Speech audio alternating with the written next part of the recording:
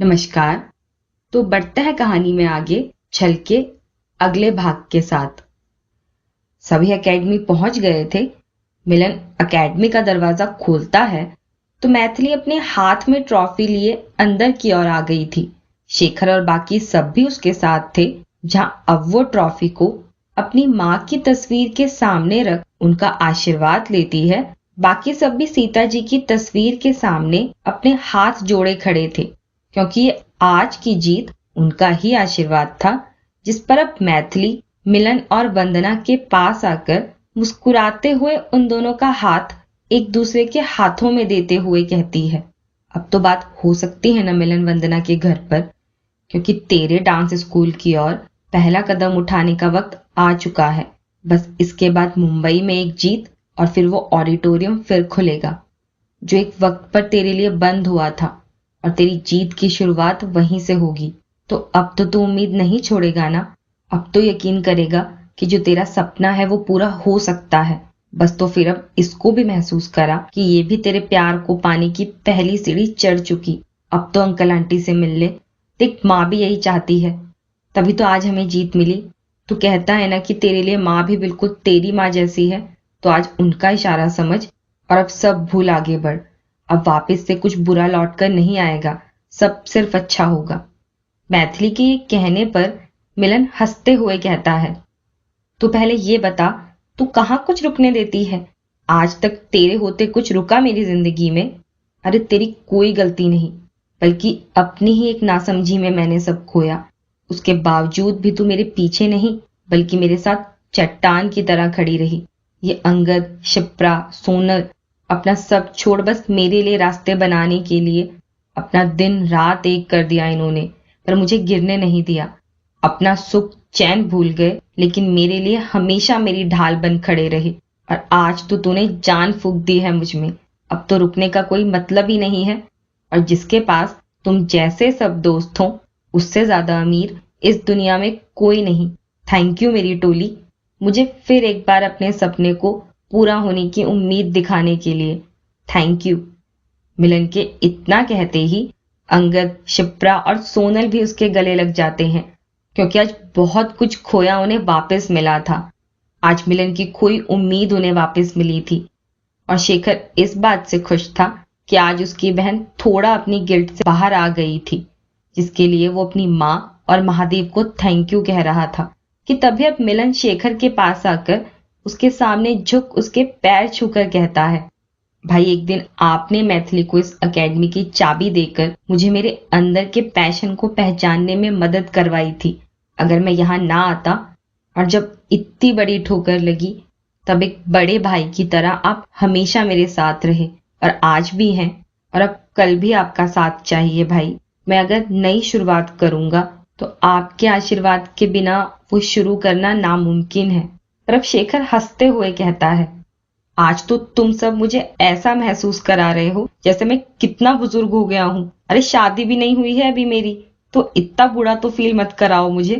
पर शेखर की बात पर सब हंसने लगे थे, तो अंगद हंसते हुए कहता है, भाई ये मिलन सबको सेंटी कर रहा है, यहाँ पार्टी की उम्मीद में है और ये रुला रहा है, तो इसके लिए ना सबसे पहले मिलन और वंदना का मिलन करवाना होगा।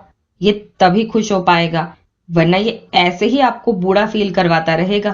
पर अब शेखर हंसते हुए ही मिलन को गले लगाते हुए कहता है, तूने अपना वो फेज पूरा कर लिया है जिसमें स्ट्रगल था।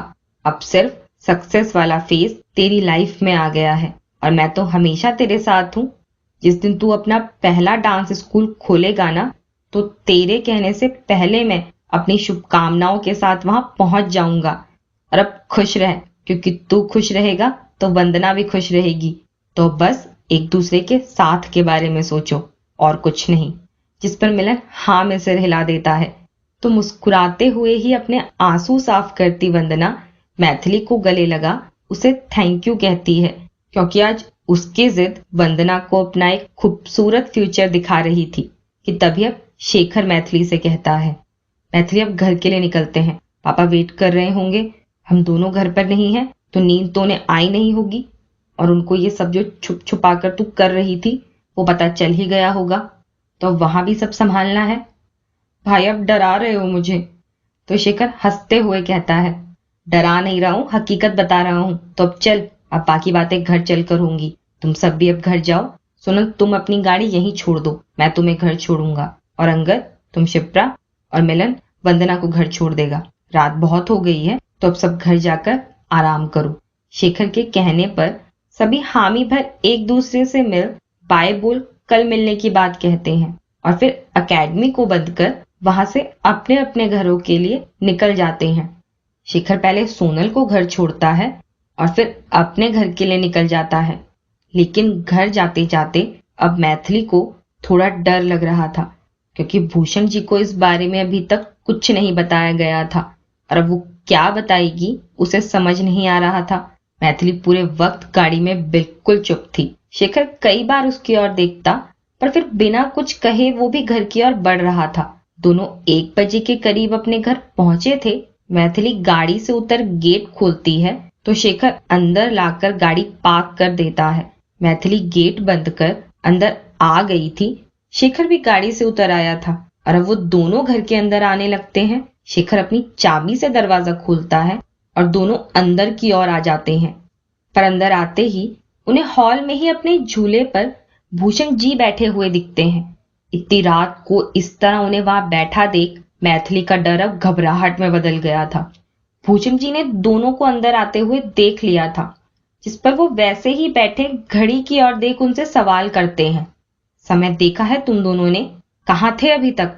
जिस पर शेखर मैथिली को शांत रहने का इशारा करते हुए अपने पापा के पास आकर कहता है, पापा इतनी रात तक जाग रहे हैं, इसका मतलब आपने दवा भी नहीं ली होगी। ये ठीक नहीं है पापा, और कुछ काम था इसलिए ही देर हो गई।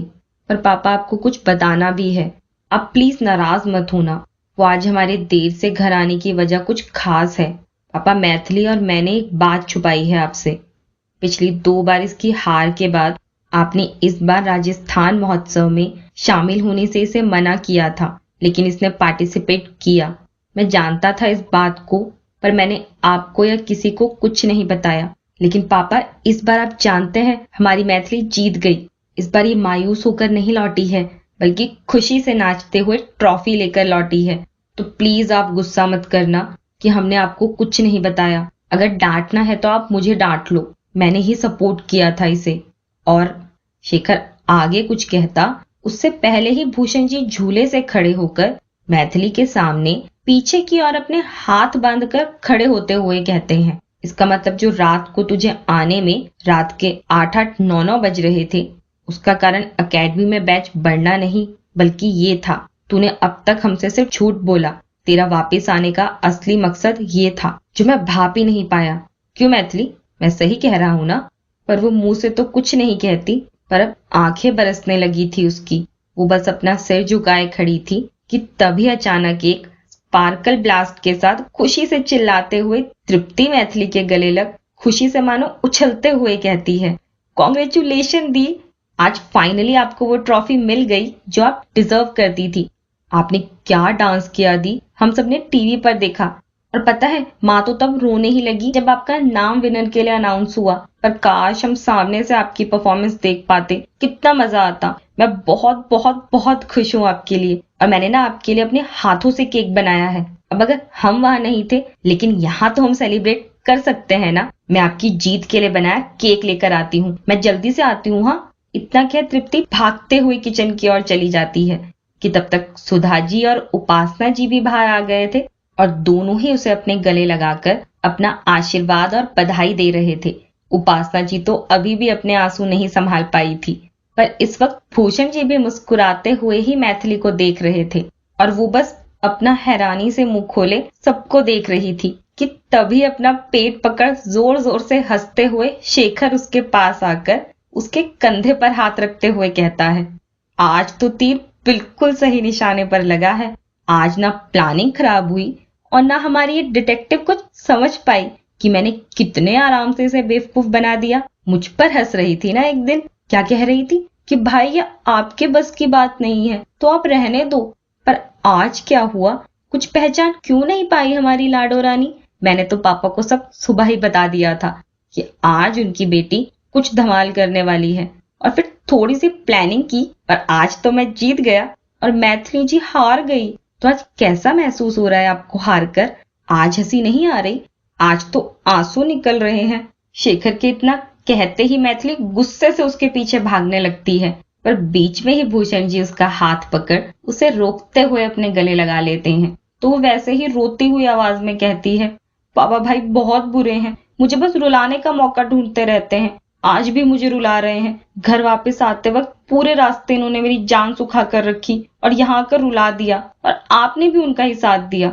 अच्छा, मैंने मजाक किया तो तुझे बुरा लग गया? और जब मेरे ही ससुराल में अपना पेट पकड़ पकड़ कर सुर्पनखा की तरह हंस हंस कर मेरा मजाक उड़ा रही थी, तब तो वो ठीक था, तब तो कोई दिक्कत नहीं हुई तुझे। आज अपनी बारी में बड़ा रोना आ रहा है? शेखर हंसते हुए कहता है, भाई प्लीज, हाँ मैं शूर्पणखा नहीं हूँ पापा, मैं इतना बुरा हंसती हूँ राक्षसी की तरह। मैथिली इतनी मासूमियत से कहती है कि सभी हंसने लगे थे।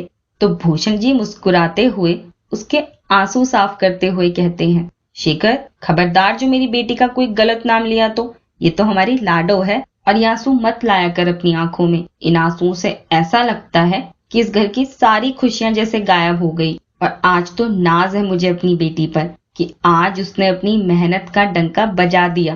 कुछ कुछ शक हो रहा था मुझे कि किसी तो खुराफात में लगी है तू, और आज वो खुल ही गया। मेरा नाम सिर्फ हर बार खो जाती तेरी मुस्कुराहट के लिए होता था, तेरे सपने के लिए नहीं, पर आज पा लिया तूने उसे। बहुत बहुत बधाई, अपनी बच्ची पर गर्व है मुझे। तो आज मिलन भी खुश होगा? बहुत खुश था पापा। अब वो वंदना के माँ पापा से भी बात करने को तैयार है। एक स्टेबिलिटी आ गई है आज की जीत से उसकी लाइफ में, जिसे बस परमानेंट करना है।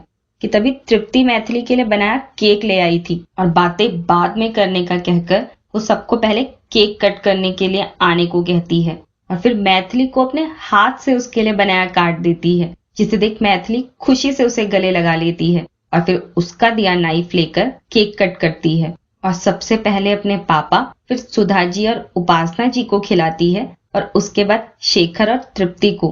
केक बहुत टेस्टी था, तो वो तीनों झपट पड़े थे केक पर। मैथिली केक की पूरी ट्रे उठाकर सोफे पर बैठ गई थी, और फिर शेखर और तृप्ति भी उसके साथ केक का लुत्फ उठा रहे थे, जो रात के 2 बजे उठाया जा रहा था। पर तीनों को इस तरह साथ देख भूषण जी दूर से ही खड़े उन्हें देखते हुए उपासना जी और सुधा जी से कहते हैं, महादेव इनका प्यार ऐसे ही बनाए रखें, ये घर ऐसे ही खुशहाल रहे, मेरे बच्चों की हंसी इस घर में गूंजती रहे, तो किसी की बुरी नजर इस घर को छू भी नहीं पाएगी, और ना मेरे बच्चों को कभी किसी की नजर लगे। भाई साहब ये वो हैं जो एक दूसरे के बिना 5 मिनट भी नहीं रह सकते। इनका साथ हमेशा बना ही रहेगा, और इनको जोड़ने की कड़ी है ना हमारा शेखर, जो अपने बहन और भाई पर कभी कोई आंच नहीं आने देगा। हमेशा ढाल बनकर खड़ा रहेगा उनका भाई अपनी भाई बहन के आगे। उपासना जी हंसते हुए उन तीनों को देखते हुए कहती है। जहाँ मैथिली और तृप्ति शेखर के हाथों से भी उसका केक छीन बच्चों की तरह खुश हो रही थी, तो सुधा जी उन्हें देख बस उनकी बलाएं ले रही थी कि इन्हें किसी की नजर ना लगे। कि तभी अब भूषण जी उन तीनों को आवाज लगाकर अब सो जाने के लिए कहते हैं, क्योंकि 2 बज गए थे और कल सुबह शेखर और मौली की शादी का कार्ड लेकर उन्हें मंदिर भी जाना था, क्योंकि अब तो यहाँ सिर्फ शेखर और मौली की शादी की खुशियां बिखरने वाली थी। अगली सुबह आज अखबार के पहले पन्ने की खबर ने ही भूषण जी के दिल को खुश कर दिया था, क्योंकि यहाँ भी आज उनकी बेटी की जीत छपी हुई थी। भूषण जी अपनी मॉर्निंग वॉक से लौट नाश्ता कर मंदिर जाने के लिए तैयार होकर बैठे थे। वहीं उपासना जी मंदिर के लिए पूजा की थाली तैयार कर रही थी, और सुधा जी मंदिर में चढ़ाने के लिए बनाए लड्डू डिब्बे में रख रही थी। कि तब तक मैथिली और तृप्ति भी तैयार होकर नीचे आ गए थे। शेखर को आज संडे को भी हॉस्पिटल जाना था, तो वो मंदिर से सीधा वहीं के लिए निकलने वाला था, जो गाड़ी लेकर गेट पर आ गया था और सबको बाहर बुलाने के लिए हॉर्न दे रहा था। तो वो भूषण जी, उपासना जी और सुधा जी सब सामान लेकर बाहर आ गए थे, और गाड़ी में बैठ शेखर के साथ वो मंदिर के लिए निकल गए थे। तो मैथिली भी घर लॉक कर अपनी गाड़ी स्टार्ट कर तृप्ति के साथ मंदिर के लिए निकल गई थी। आज शेखर की शादी का पहला निमंत्रण गणपति महाराज को देने सभी मंदिर पहुंच गए थे। भूषण जी बस इस शादी को निर्विघ्न संपन्न कराने की गणपति महाराज और महादेव से प्रार्थना कर रहे थे।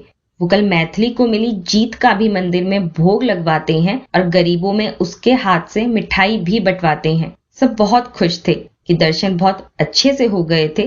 कुछ देर मंदिर में ही बैठ फिर वो सभी घर के लिए निकल गए थे और शेखर हॉस्पिटल के लिए। रास्ते से मैथिली सबके लिए समोसे और रसगुल्ले लेती है क्योंकि उसे भूख लग गई थी, जो उसे कुछ कुछ घंटों में लगती रहती थी। घर पहुंच उपासना जी सबके लिए चाय बनाती हैं और फिर सब चाय, समोसे और रसगुल्लों का लुत्फ उठाते हैं क्योंकि उसके बाद उन्हें आज सभी निमंत्रण पत्रिकाओं पर मेहमानों के नाम लिखने थे और फिर आज ही जो रिश्तेदार दूर के थे उन्हें आज ही ये पत्रिकाएं पोस्ट करनी थी। तो पेट पूजा के बाद अब मैथिली, तृप्ति और भूषण जी शादी के कार्ड पर लोगों के नाम लिखने लगे थे। उपासना जी और सुधा जी दिन के खाने की तैयारी के लिए किचन में आ गई थी। भूषण जी ने धीमी आवाज में रेडियो लगाया हुआ था जिसमें न्यूज के बाद अब गाने आने लगे थे। तृप्ति और मैथिली भी साथ बैठ कार्ड पर नाम लिख रही थी और जो रिश्तेदार उन्हें पसंद नहीं थे उनका नाम आने पर धीरे धीरे हंसते हुए उनकी चुगलियां भी कर रही थी। ये सब नाम लिखते उन्हें पता ही नहीं चला था कि दिन के 1:30 बजने को थे। पर तभी नाम पर आकर रुकते हुए मैथिली गुस्से से अपने पापा से शिकायत करते हुए कहती है, पापा ये मंत्रा काकी को क्यों बुला रहे हो? ये फिर मुझे आकर कबूतरी कबूतरी कहेंगी, मत बुलाओ ना इन्हें। पर भूषण जी बिना मैथिली की ओर देखते हुए कहते हैं, मैथिली बड़ी है वो हमारे परिवार में, तो क्या सबके साथ उन्हें निमंत्रण नहीं देंगे? और 3-4 दिन की ही तो बात है बेटा, बड़ी है वो और गाँव में रहती है तो अभी भी वही पुरानी सोच है उनकी। कोई बात नहीं, अगर कुछ कहती हैं तो अनसुना कर देना। तो मैथिली चिढ़ते हुए धीरे से कहती है, तो यहाँ भी क्या हमारी ही गलती है कि वो मंत्रा काकी की सारी बातें हम ही सुने? बहुत कबूतरी कबूतरी कहती है ना वो मुझे, शहर में लड़कियां ऐसी रहती हैं वैसी रहती हैं। तो ठीक है, इस बार उन्हें मैं भी शहर वाली मैथिली से मिलवाऊंगी। इस बार तो वॉर होगी, मंत्रा काकी वर्सेस मैथिली महेश्वरी। पर मैथिली की बात सुन तृप्ति नीचे मुंह करके ही हंसने लगती है और फिर दोनों वापस से अपने काम में लग जाते हैं। लेकिन 2 पल बाद ही वो मुस्कुराते हुए झटके से एक दूसरे की ओर देखते हैं और फिर रेडियो पर चलते गाने को सुन एक दूसरे को देख कुछ इशारा कर जल्दी से खड़े हो जाते हैं। तृप्ति भागते हुए अंदर किचन की ओर जाती है और मैथिली रेडियो के पास आकर उसकी वॉल्यूम बढ़ा अपने पापा के हाथ से कार्ड लेकर झूले पर रख उनका हाथ पकड़ रेडियो पर चलते गाने पर डांस करने लगती है कि तब तक तृप्ति भी उपासना जी और सुधा जी को रसोई से खींचते हुए बाहर ले आई थी और फिर सीधा उन्हें मैथिली और भूषण जी के पास लाकर डांस करने को कहती है, जहाँ दोनों बहनें उस गाने के बोल के साथ साथ में थिरकने लगी थी क्योंकि वो गाना ही ऐसा था जिसे सुन कोई अपने पांव थिरकने से रोक ही नहीं सकता था। आखिर में घर पहुंचे शेखर को भी उन्होंने अपने साथ नचा दिया था और अब गाना खत्म होते ही दोनों खिलखिलाते हुए सबके साथ में गले लग जाती है क्योंकि वहां का माहौल ही दोनों ने बदल दिया था। इस पर अब सुधा जी हंसते हुए कहती हैं, अब लग रहा है हमारा घर की ये शादी वाला घर है, अब भाभी के आने तक रोज ऐसी ही महफिल जमानी है। जिस पर अब मैथिली जल्दी से शेखर के पास आकर उसका हाथ पकड़ते हुए कहती है, ये भी कोई कहने की बात है सुधामा? अरे मैथिली के भाई की शादी है जो ऐसी होगी कि लोग सालों नहीं भूल पाएंगे। तो तृप्ति भी शेखर के पास आकर उसकी दूसरी ओर खड़े होते हुए कहती है, मामी आज तो ये एक छोटा सा नमूना था, अभी तो कुणाल नहीं आया है, वो भी आ जाएगा तब तो ये धमाल दुगना हो जाएगा क्योंकि छोटी मोटी बात थोड़ी ना है, भाभी आने वाली है हमारी। तो तृप्ति और मैथिली एक दूसरे को हाई फाई करती हैं, जिस पर अब शेखर उनके सिर पर हल्की सी चपत लगा हंसते हुए कहता है, शादी मेरी है और मुझसे ज्यादा एक्साइटेड तो ये दोनों हो रही हैं, मतलब हद है इन दोनों के लिए। इतना कह शेखर हंसते हुए अब सुधा जी के पास आकर अपने बैग से उन्हें एक पैकेट निकाल कर देता है, आंटी ये 50,000 रुपए हैं, कल पेंटिंग वाले अपना फाइनल पेमेंट लेने आएंगे तो आप उन्हें इसमें से 30,000 दे दीजिएगा और बाकी आगे आगे भी खर्चे हैं तो उसके लिए रख लीजिएगा। और ये माँ के गहने पॉलिश हो गए हैं तो पापा ये भी सुधा आंटी को ही दे दूं? हाँ हाँ सुधा, ये सीता के गहने हैं जो मौली को हम शादी के बाद देंगे, तो इन्हें लॉकर में बाकी गहनों के साथ रख दो, लेकिन थोड़ा अलग रखना, इन्हें ये हम मौली को शादी के बाद देंगे। शेखर सुधा जी की और गहनों का बैग बढ़ाता है तो सुधा जी वो बैग लेते हुए कहती हैं, जी ठीक है, ये दोनों ही चीज मैं लॉकर में रखाती हूँ। इतना कह सुधा जी अंदर अपने कमरे की ओर चली गई थी कि तभी अब मैथिली शेखर से कहती है, भैया पहले मुझे ये बताओ कि आप मुंबई कब चल रहे हो मेरे साथ? वो सारे आउटफिट भी लाने हैं और कुछ और सामान भी है जो मुझे चाहिए। आपने किसी एक वीकेंड कहा था, अब अब तो कितने वीकेंड निकल गए। आप मेरे साथ चल रहे हो या मैं अकेले ही चली जाऊं? इस हफ्ते पक्का। मैंने जानकर ही लेट किया। हम इस हफ्ते चलेंगे तो सब काम हो जाएगा। तेरे सब आउटफिट भी आ जाएंगे और कुणाल भी इसी हफ्ते शादी के लिए लौटने वाला है, तो वो भी हमारे साथ ही लौट आएगा, वरना उसे अकेले आना पड़ता। तो इस हफ्ते 2 दिन बाद का फ्लाइट टिकट बुक करा देता हूँ मैं। एक दिन रुक, दूसरे दिन वापस आ जाएंगे। अब ठीक, चलो एक अच्छी सी चाय पिला दे पहले, और मैं चेंज करके आता हूँ तब तक। तो मैथिली हाँ में सिर हिलाकर किचन की ओर चली जाती है और तृप्ति वापस से कार्ड्स पर नाम लिखने लगती है। पर भूषण जी इस वक्त मुस्कुरा रहे थे, क्योंकि शेखर बहुत बखूबी अपनी हर जिम्मेदारी निभा रहा था। बस अब मौली के आने के बाद ये दोनों पूरी तरह इस घर को संभाल लें तो वो भी अपनी हर चिंता से निस्फिक्र हो जाए। और इस बात को सिर्फ सोच ही उनकी खुशी उनके चेहरे पर दिख रही थी, क्योंकि अगर बच्चे लायक हों तो माँ बाप के लिए यही दुनिया स्वर्ग बन जाती है, जैसे भूषण जी के लिए बनी थी।